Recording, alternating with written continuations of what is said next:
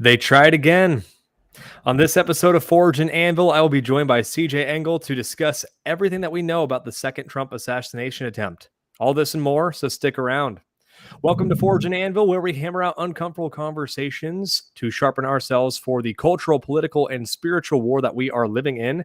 My name is Connor. I am host of this podcast. I am a husband, a father, and a follower of Christ Jesus, doing my best to represent him well wherever I go. As I mentioned, I am joined tonight by Cjay Engel. So Cjay, go ahead and introduce yourself to the audience for those who are not yet familiar with you and your work. Yeah, thank you. I'm Cjay.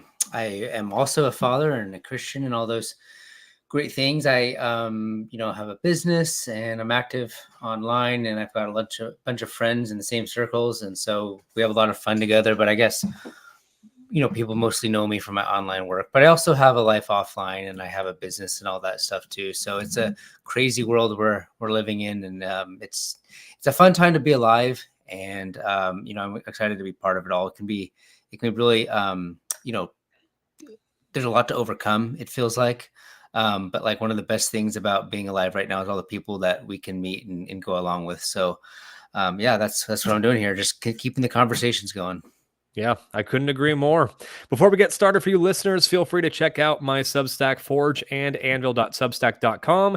You can put in your email there for free and get all the episodes sent to your email when they come out on podcast platforms. And of course, I do throw up some additional writings there. I wrote an article today that was released, so feel free to check it out. Follow me on Twitter at ForgeandA, and of course, like and share this video. It helps boost us in the algorithms. Really appreciate it. But yeah, we'll dive straight in. So yeah, Cjay, where were you when you heard the news that Donald Trump once again has had an assassination attempt? Yeah, I don't even remember where I was. Was it in the evening when we found it? Yeah, it was like in the late afternoon, huh? Yeah, it was Sunday afternoon. In fact, a bunch of people were hitting Trump. Why wasn't he at church? I don't know about you guys, but I'm usually not at church at like 3 p.m. on a Sunday, but that's just me. Yeah. He was golfing. I mean, that's a very Trumpian thing to do, I suppose. But yeah, it's funny because I saw it and I thought it was a meme at first, because it already happened, and it's like, oh, here we go again. But it actually did happen again. And I was kind of shocked. It's like they missed again. Like this is insane. Like we're already living in the weirdest timeline, and now round two. And it really just tells you, like, a lot of people said they would try again. It's really shocking that we're here. Like we're witnessing what is obvious, becoming increasingly obvious, that this isn't just some random lone nut. Like this isn't just some random person who's taking it upon himself, but like the two people that gave the attempt have some really shady backgrounds. And like that's one of the things that's been standing out to me, is like, who are these people? Obviously they're not like well-trained assassins or anything like that. Basically it's like, whoever wants to take him out is using assets that are very mentally unstable. So like it's hard to piece together. Like if this was a foreign like asset, if this was happening in Iran or something, they would have hired someone much more competent. So it's really hard to put the pieces together. So it's really obvious to me that something's happening. Someone wants him dead. But the alternative is like, what if they just want him scared? What if these are just, like, what if they've come to terms with the fact that he's going to win and they just kind of want to scare him? And that's one thing that I talked about today with another, buddy of ours. And it's something that continues to dawn on me. Like, how do you have the most powerful empire in the world with the most, cutting edge intelligence apparatus and resources beyond anyone's, comprehension? How does it have two failed assassinations? Either there's something else going on, or there's like, divine aspects to his getting away with it. I don't know. It's really hard to piece together, but I feel like there's something deeper, because you don't miss twice. Mm-hmm. Like, again, like, I mean, like, there's been failed attempts at foreign coups and all that stuff, but I mean, this is on his golf course. Like this was an open access shot. The first one was an open access shot. I mean, these shouldn't be missed opportunities. So either something's going on or they're trying to scare him. But either way, There's some very intense regime fracturing or regime tensions at play here. Yeah. Yeah, I agree. And of course, we're still learning a whole bunch. So, there's a chance that something that we say tonight might be, disproven by tomorrow morning. So I'll throw that one disclaimer out there. But I mean, as far as what I'm seeing here, it sounds as though the wannabe assassin was at the golf course for about 12 hours, is what I'm hearing. Some people reporting on. His name's Ryan Wesley Ruth. Not sure how you pronounce it exactly. But I mean, to your point, he's got a fishy background.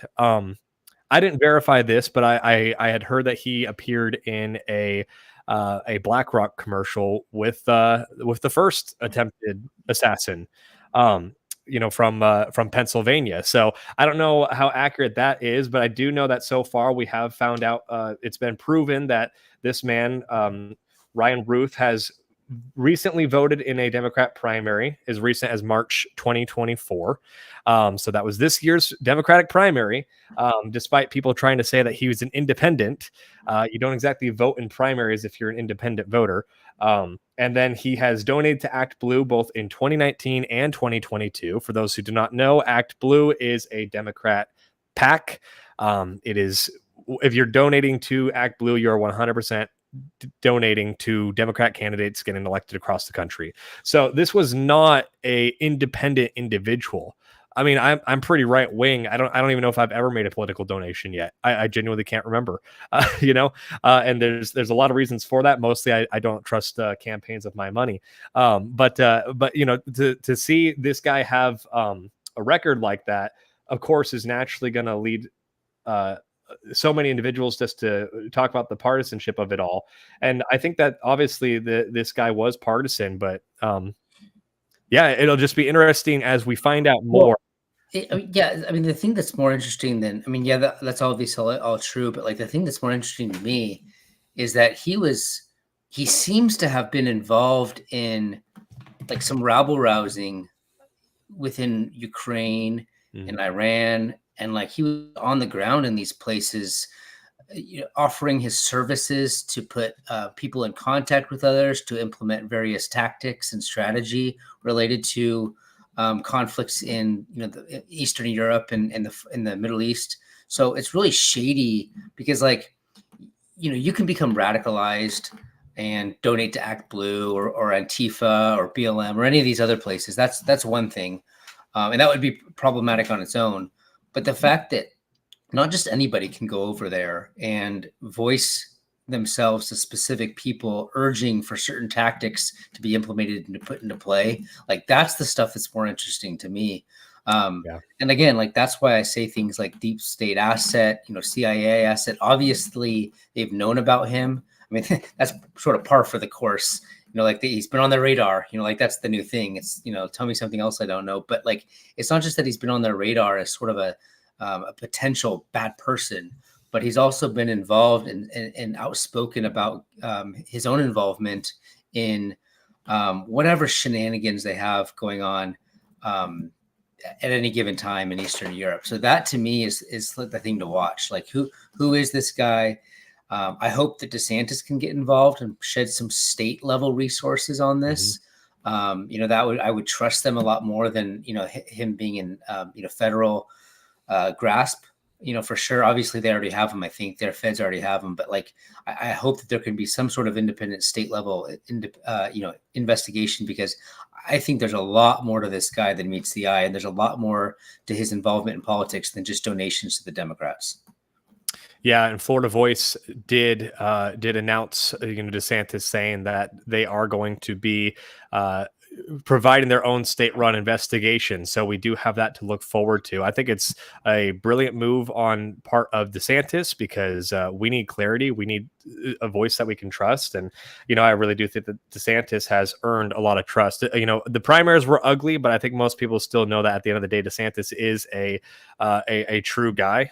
Whether you thought he was, good enough to replace Trump or not, that's aside from the point that he's been one of the best GOP governors in decades. So I'm really hoping that we can get some real teeth with that investigation and maybe have some of these answers finally laid out in front of us, because we need them, because this is the second one. And as many people are saying, it's probably not going to be the last. So CJ, do you think that, are you convinced now with a second assassination attempt that Trump is just controlled opposition? I have said that before.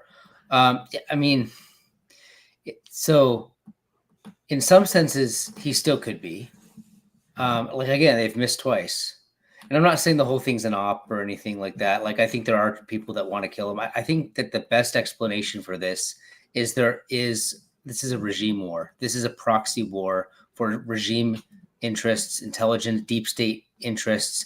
And there's a lot of people, like the Tucker Carlson side of the intelligence world, like, where like Jack Posobiec and all those guys, like they all have intelligence backgrounds. General Flynn, like all these guys that are like historically seen as pro-Trump, like they have a background within power. And I think that that's what's happening, is there's a regime conflict going on there. The deep state is at war with itself, and that what we're seeing is sort of downstream from that. I think that's the best interpretation of what I can see. So I think that there's one side of the deep state or the regime or the administrative state, however you want to say it, that does want him out of the way for sure. So in that sense, he's not controlled opposition. He's actually a legitimate agent of a sort of counter, a counter push, against, whatever, like the left's hegemony. Like the left has had hegemony for decades now within, the government, but there are people that do want to see things go in a different direction, and sort of he's sort of their guy. So that's what I would say. It's like, in an ultimate sense, like he's not some ultimate threat to the regime. He's not a George Washington. He's not an Andrew Jackson or any of these things really, but he is just someone who's not. He represents the fact that the regime is no longer in lockstep. There's the liberal consensus that everyone came together to oppose the far left and the far right in the 60s and 70s. That whole paradigm has been liquidated. And so now it's like a quest for who's on top. I think the PayPal mafia, the Silicon Valley, right, I think is involved, supporting Trump, pushing for Trump. They're the ones that obviously got Vance, part of the ticket. So I think they're involved. And I would consider them sort of like regime adjacent. Like maybe they want to take it in directions that are better for us and our people, heritage Americans. So like the PayPal mafia might be friendly and allies toward us. And there's a good thing. I support, some of what they're doing. But at the end of the day, I don't think he's as, like you have to have elite buy-in. That's the point. Whenever you have a major candidate, you have to have elite buy-in. You're not going to have a total outsider. And so like, I'm not calling for that, and he doesn't represent that. So, but he does represent one side of, the state that wants to shore things up, to control sort of this internationalism that's gone astray, this illegal immigration stuff that's gone astray and gone awry. It's sort of gotten out of their control, and they want to bring it back and hone it down a little bit. Yeah. I think the question I keep thinking to myself is, why exactly is Trump such a threat to these individuals, especially when so many of us individuals on the right criticize Trump from the right? I know you've said this before, on your guys' own podcast, but Trump is honestly, he's a moderate. As much as the left likes to paint him as the second coming of a fascist dictator, Trump is very moderate. He's a New York liberal from the 1990s, which in some ways should just tell you how far the left has gone. But in addition to that, it just shows you how much narratives really have control of the population, because Trump is really fairly moderate. I really go ahead. Feel free to jump in. Yeah. So he represents the post-war consensus. Like he's exactly culturally, he's the most progressive president. Maybe Obama, but Obama was like in his early years, like not in his early years, but in his, like when he was running as a president, was like good on marriage and stuff. Like, right. So like maybe with the exception of Obama, Trump's the most culturally progressive. Like Biden back in the day was, much more to the cultural right than Trump was as a New York cosmopolitan, real estate mogul. So like that's what's so ironic about it all. Yes, he is. He's a post-war consensus guy. That's what's hilarious. Like he is the guy that would have been seen as on the left in the 90s for sure. George W. Bush was probably culturally, to the right of him. Like all these people that ruined the United States of America with their neoconservative foreign policy, with their monetary policy, their expansion of the welfare state, like all these things the neoconservatives were terrible on, and Trump is sort of their revenge. And so he's not coming from the far right. He's not an acolyte of like Richard Spencer or something. Yeah, they all rallied around him because they were ticked off, but he doesn't come from those people. That's what's so funny. He comes from New York. He comes from one of the most liberal eras in the post-war, which is like the 1980s. Like the 90s were much more conservative than the 80s. So I really consider him a 70s and 80s hangover. And that's the funniest thing about the whole Trump phenomenon. Yeah, exactly. But I think what he really represents is, as far as, those who are currently in the seats of power are concerned, is I was listening to Steve Deace say this today, and so I'll just rip off what he said, but I completely wholeheartedly agree with it. Trump really represents the Vanguard that has an opportunity to take a beachhead. I don't think Trump himself is the threat as much as they don't want Trump to take a beachhead so that the next guy who you and I are hoping for, who's going to be more competent, might have a shot to get in there and move the ball further down the line from where Trump, ultimately lands. And I think that's really what they're ultimately going for, is that if they can stop this momentum that's being carried by Trump, they can prevent whoever is after Trump, who may be truly conservative, and also may have a steel spine like Trump. Because Trump, I think he's got a spine of steel, but again, he's moderate. That's why he's caving on things like abortion and some of these areas that we wish that he'd be more solid on. He'd be more to the right on. But at the end of the day, he rewards his friends and punishes his enemies. So that's an improvement as opposed to, the Bush types, the Bush and the Romneys. But his rhetoric, you could argue, is worse than the Bush and the Romneys. But at the end of the day, he's at least giving, guys that we are friendly to a seat at the table.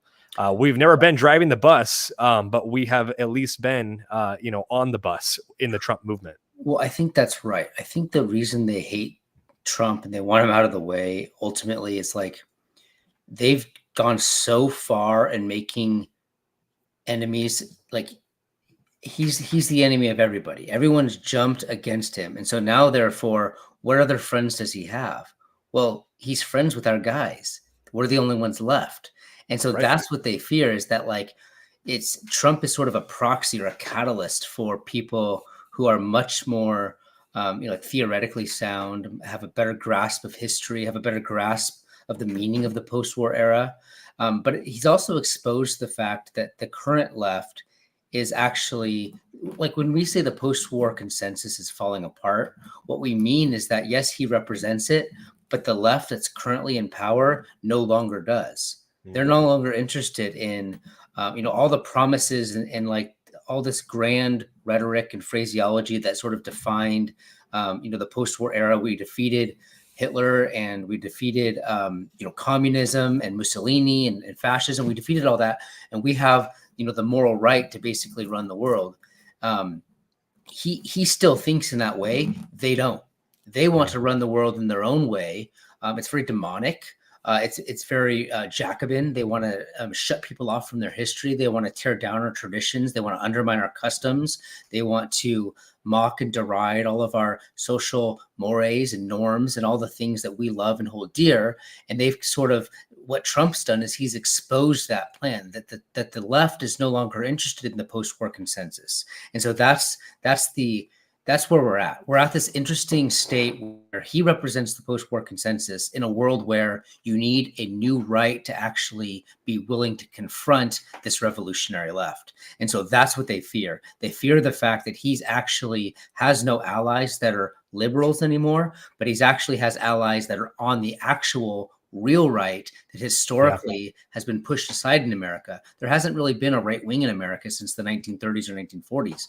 When we had Robert Taft and Garrett Garrett and like all of those old style, like non-interventionists, right? Like we haven't had a real right wing since that time. That's what the post-war consensus was. It was the elimination of the far left and it was the elimination of the far right. Well, what happened in the course of the last few decades is the left was able to breach that umbrella. They were able to get through. And so now it's this liberal, like Tucker Carlson speaks as if he were a post-war liberal. Like that's the rhetorical framing that he brings to the table. I think secretly he's much more right. And in the last few years, he's become obviously much more right. But I think that's what they fear, is that since they don't have an enemy, the right wing is going to use Trump in order to push things down the pipeline. So I think things are not going to escalate. I don't think things are going to depoliticize. I think the stakes are going to continue to get higher. The rhetoric's going to continue to heighten, and there's going to be a lot more assassination attempts, and not just on Trump.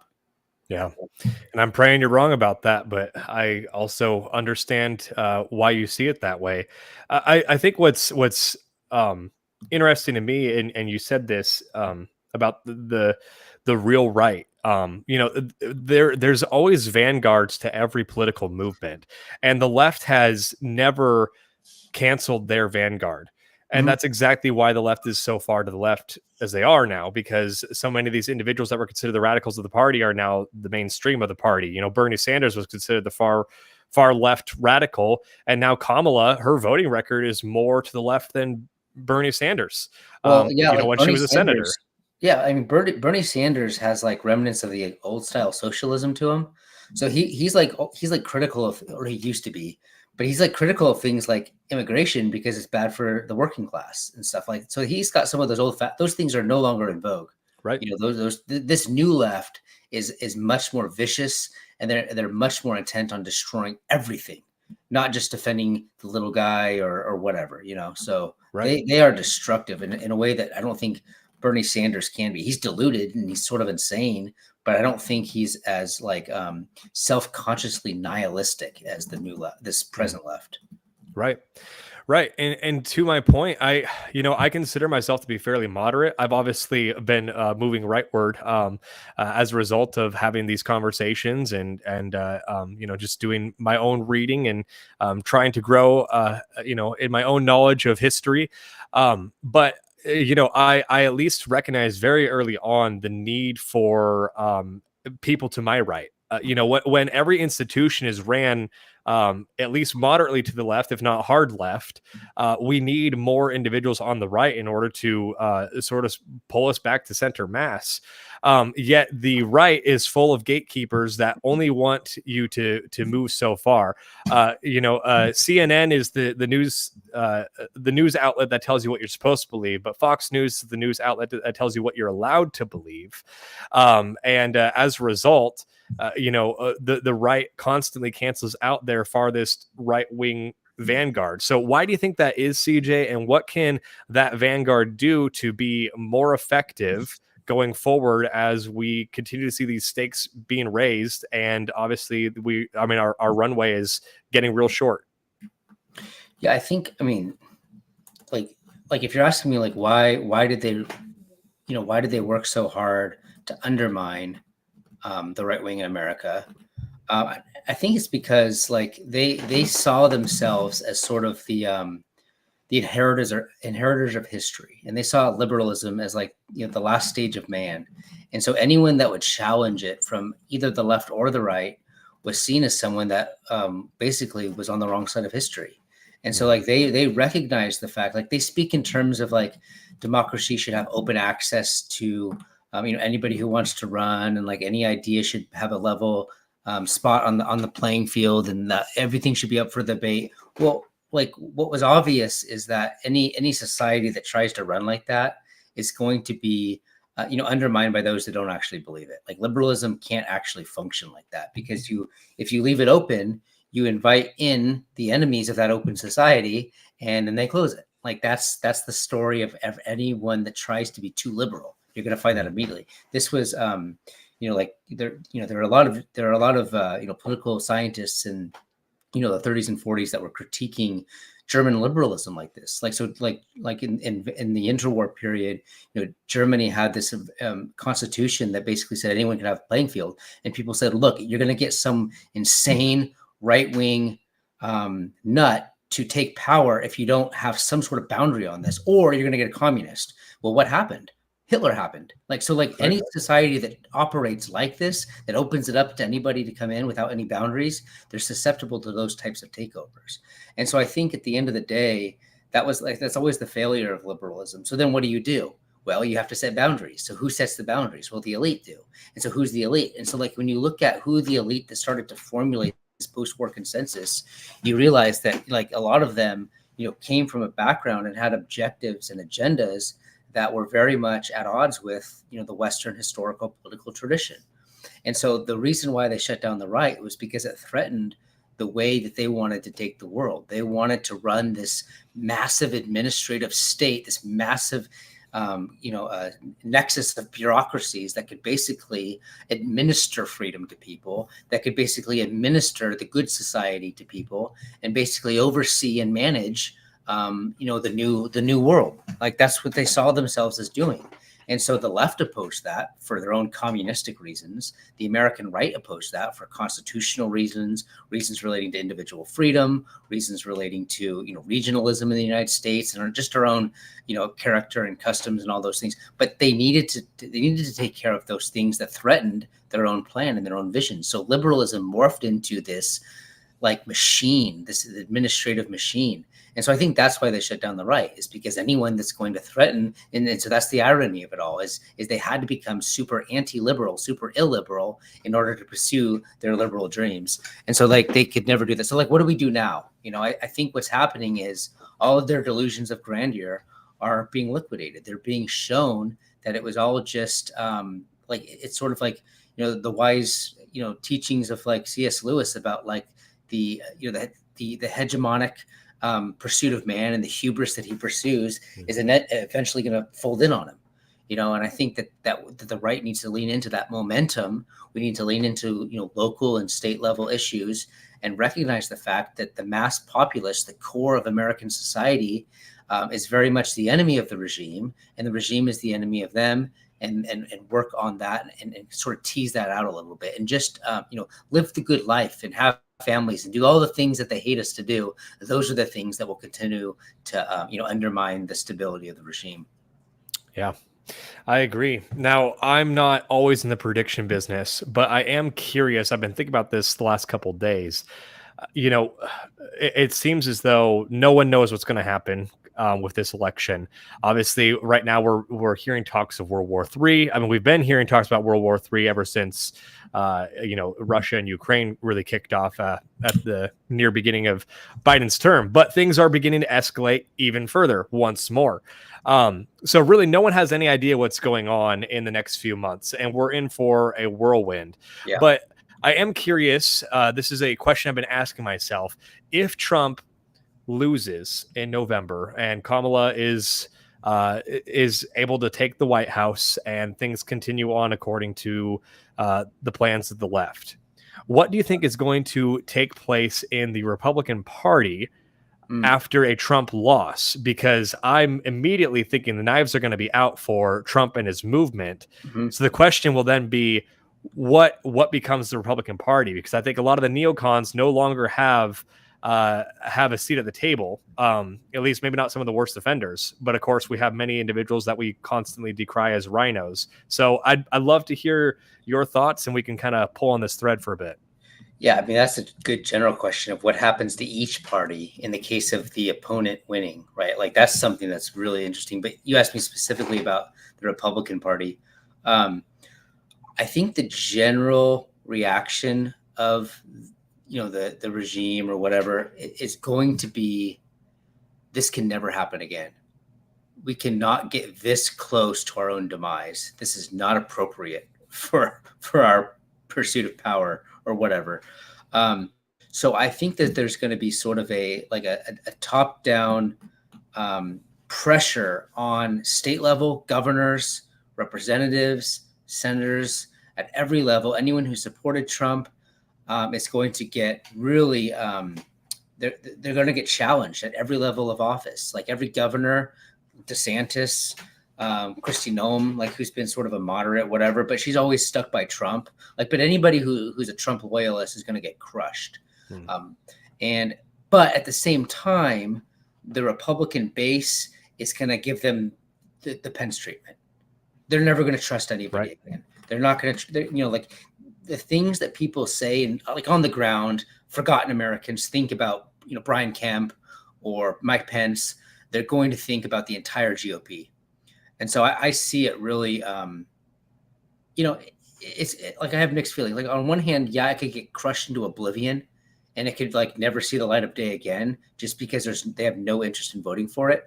Or, like people like, Bill Kristol, other like neoconservatives, Dick Cheney, other people that used to be like GOP establishment stalwarts, they've all jumped in behind Harris, right? So they might just, they made their bed, now they have to lay in it, and they may just abandon the Republican Party. And then maybe that leaves it open for, a Matt Gaetz or, someone that has more, like youthful energy and vitality to come in and sweep it. So I think it could go either way on that. But the fact of the matter is that the GOP establishment has completely severed its trust. There's no relationship that it has anymore with the GOP base if Trump loses. Everybody's going to blame the GOP establishment. I don't think anyone's going to care about them anymore, and people are going to be extremely ticked off. So this could be a death knell for the actual GOP in a lot of different ways. Whatever the case. If he loses, it's going to be a completely different party. If he wins, I say the establishment are going to just, they're just going to flee a burning building and jump to the Democrats, and we're going to see an entire new restructuring of things. If he wins, and JFK, like Robert Kennedy, RFK Jr., if he gets more involved in the Trump administration, it sounds like he's going to be on the transition team, which is actually a really key, important role. Tulsi Gabbard is on the transition team. Like if more of these types of Democrats come into the Republican Party, this could be a new party system. This could be like a historically significant moment in electoral politics. Yeah, I completely agree. And I think that if Trump were to win the White House, I think in 2028, if we're allowed to have a normal election cycle again, whatever the new normal will be, I think that there's also going to be a bit of a knife fight for control over the Republican Party after Trump. I think we're probably going to see a sort of more conservative right wing within the party within the populist part of the party, I should say, between like wins. Vance versus if Trump wins, and let's say we're moving on to 2028, if we're allowed to have a somewhat normal election, I think we're going to see a sort of JD Vance right wing of the populist section of the party versus maybe more of an RFK Tulsi Gabbard left wing populist part of the party. That's probably going to ultimately duke it out to see who's truly going to be the heir apparent to the Trump movement. What's your thoughts on that? Yeah, I don't think like the RFKs and Tulsi Gabbard have any staying power in terms of like dominating the GOP at all. But like you are going to see them being more of the allies or like an opportune coalition. Kind of like sort of the the things that they care about. Free speech or health, like some of those things, like the environment, some of those things, which the right wing can take advantage of. I think there's an important place to play for like right wing conservationism for sure. In fact, actually, I think that there's a big role for that to play, especially like if you're going to stop these like multinational globalist development projects. I think that right wing conservationism actually has a huge role to play in the coming years. But I don't think these Democrats that are switching over are going to be able to take the party. I think at the core of American political and social life still, there's like a rightward drifting atmosphere. And I think that's just going to continue to be exacerbated. Like those people are going to be very radicalized in whatever happens in November, December, January. Like the radicalization trend has not gone away. It's going to get much more heightened, I think. So I don't think there's any threat of the GOP becoming more like Tulsi Gabbard in general. But I do think it'll be, I think there on some things it could be more liberal, like on abortion.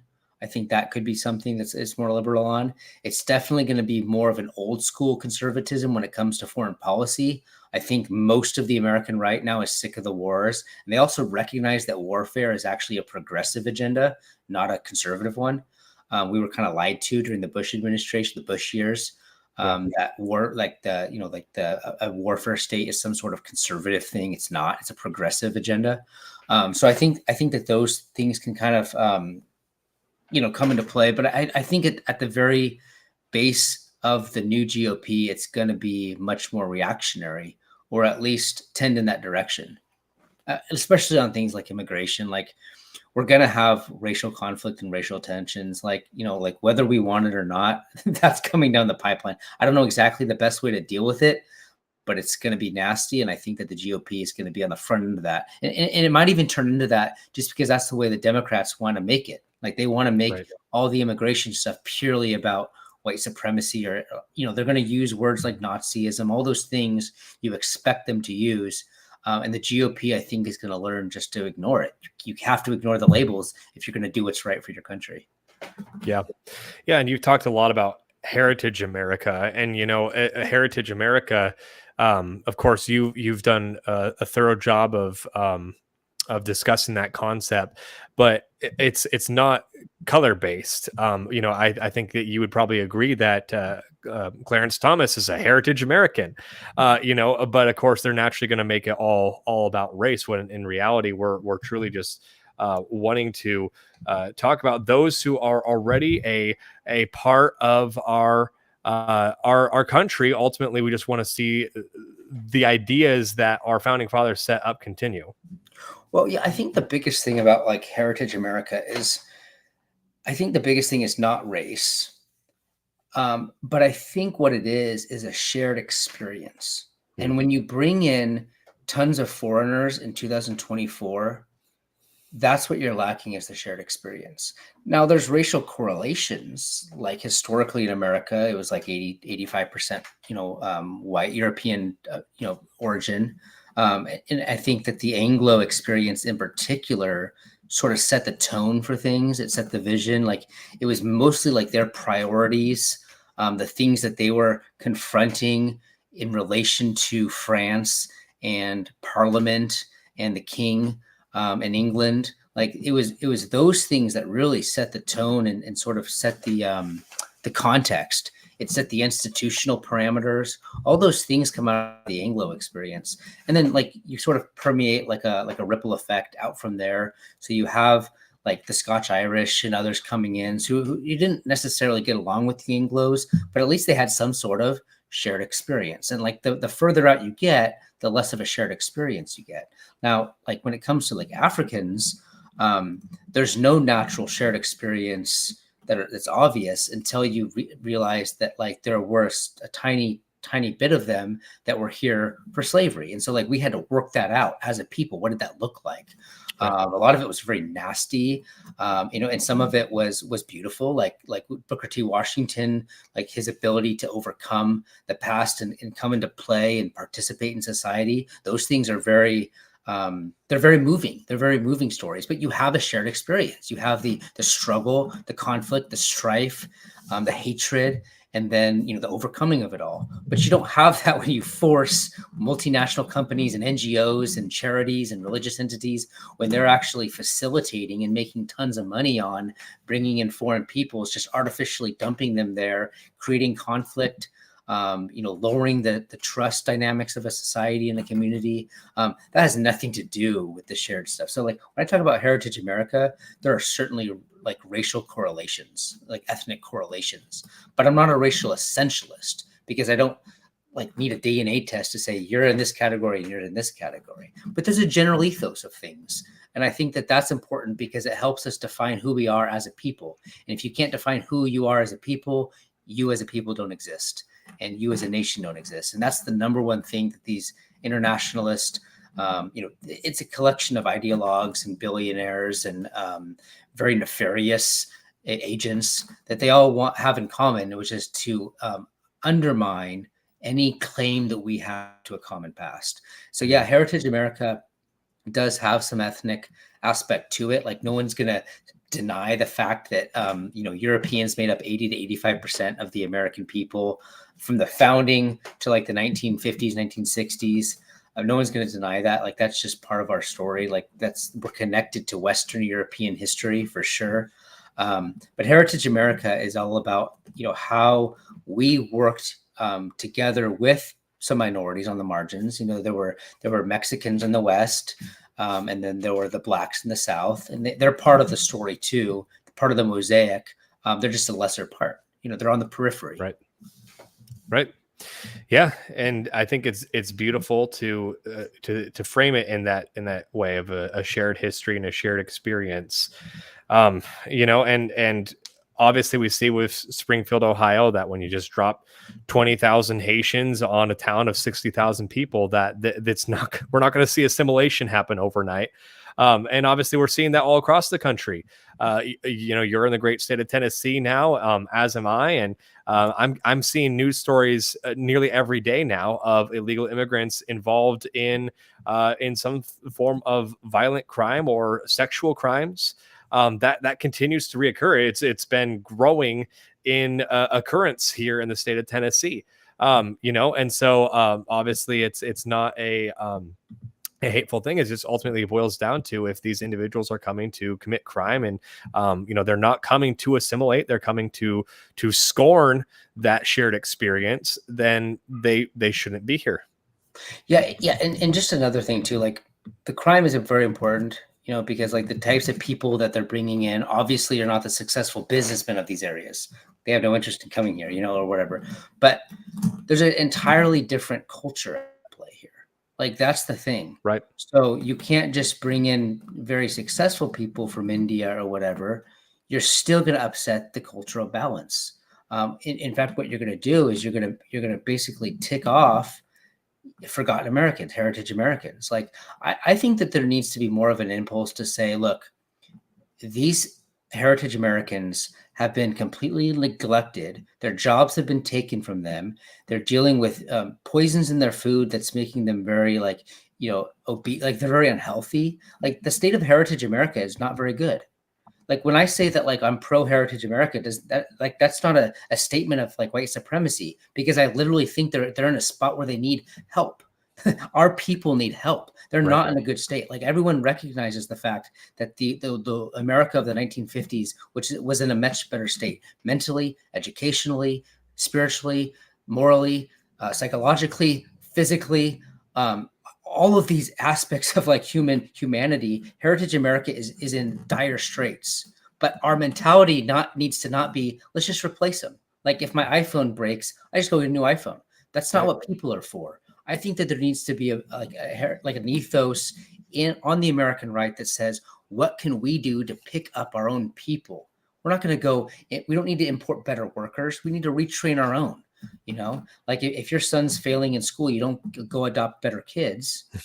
Yeah. You do what it takes to train your family. And I think that needs to be the spirit of our people right now. So my statement is not that I'm a heritage American and I'm pro heritage American because they're the best people in the world. It's like, no, this is the community. This is the country that I was born into.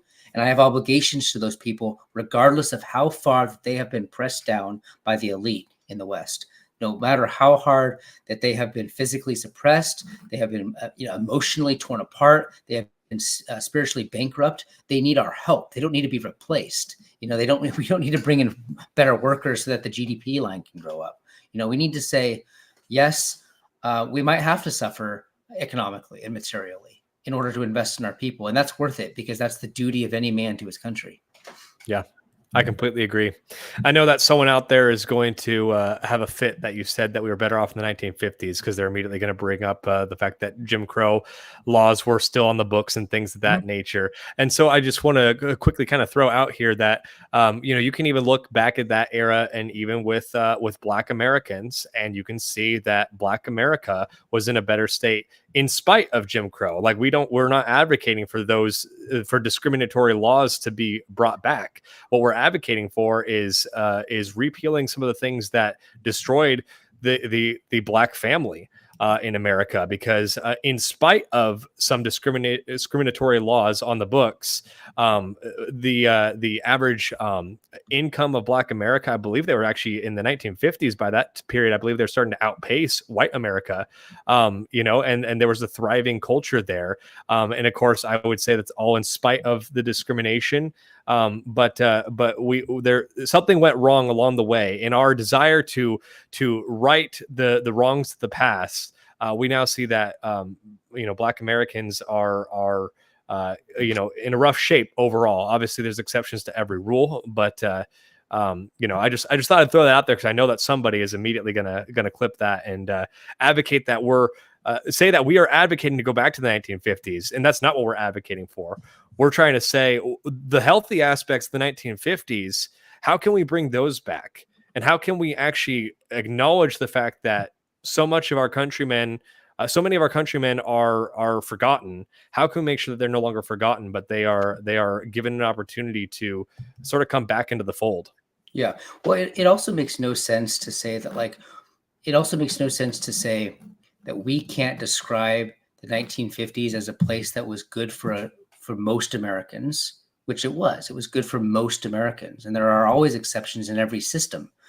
We don't live in utopia. We're not gods, and we can't design the perfect world. But it was better for most Americans, and so even if it wasn't better for specific Americans, the fact that it was better for most Americans doesn't mean that we have to prefer today's climate where it's bad for most Americans, right? So Right. like you don't need to say like these specific people, 70, 80 years ago, we're in a worse spot. Therefore, we prefer this state where we're all bad, like we're all in dire straits, where we all can't afford our food, where we all can't send our kids to school and clothes. Like it doesn't make any sense to make that type of argument. Any country that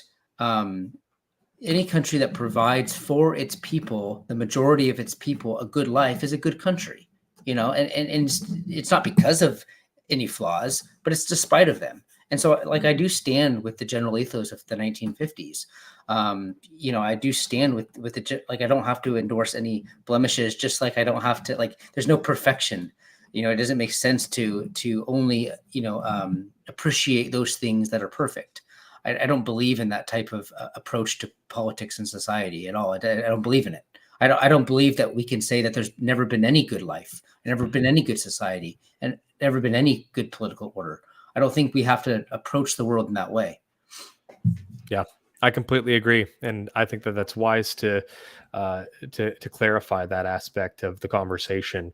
Obviously, we've gone a long way from talking about Trump's assassination attempt, but I think that you and I are probably on the same page that to get obsessed with all of the individual details of the wannabe assassin is not what's most important. It is important. It doesn't have no value, but I think that the average American doesn't need to get fixated on that. But do you have anything to say, kind of in closing, about the Trump assassination attempt? Anything to kind of throw out there as we land the plane? Yeah, I think that the general view that they're scared that Trump's going to get elected is what's going on here. I think they do. I think that he's got the election basically in the bag if there's no foul play, and there will be foul play. And I think the assassinations are proof that they know that, and it's proof that there's going to be foul play. So I think October is going to be intense. I think it's going to be insane. I do not think that this is the last attempt on his life at all. I think that Trump himself and his team know that. But I think the biggest thing is that anything could happen. And even after it appears that he's been voted in November, that 60-day stretch to January is a long stretch. I remember in 2020 how long that felt. Yeah. Every day something insane was happening. I think it could be even more wild. So the assassinations, I think, are just sort of, dipping their toe in the water for what's to come. Yeah, I agree. So we got to just pray hard and do the work ourselves to make sure that we're all doing our part locally to make our country better. So thank you, CJ, for joining, and thank you, listeners, for being a part of the discussion. We really appreciate that. CJ, where can people go to keep up with you and everything that you're doing? Twitter's probably the best, at Contra Mordor. That's the best way to do it. And I allegedly have a Substack, but I have been so busy with this move to Tennessee. But anything that I want to announce will always be on Twitter first. Awesome. And of course, you got a show with Andrew Isker, Contra Mundum. Where can people find that? Yeah, on YouTube, just type in Contra Mundum. It should come up, Contra Mundum podcast. YouTube's probably the best, but any podcatcher should have it. Awesome. Well, thanks again, CJ, and thank you, listeners. Feel free to go on over to my Substack, forgeandanvil.substack.com. I'd really appreciate that. You can put in your email for free. And then, of course, you can follow me on Twitter at ForgeandA. Thanks again for listening. We'll see you next